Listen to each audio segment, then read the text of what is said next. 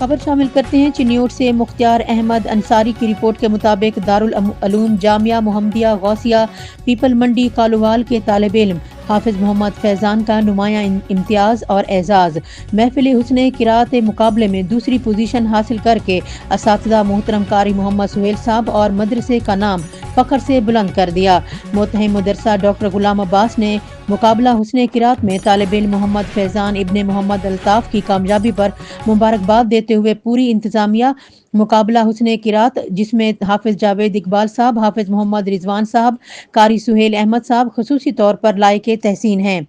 انہوں نے اپنی نوعیت کا یہ پہلا پروگرام کالووال میں منعقد کرایا جس میں پنڈی بھٹیاں، لالیاں،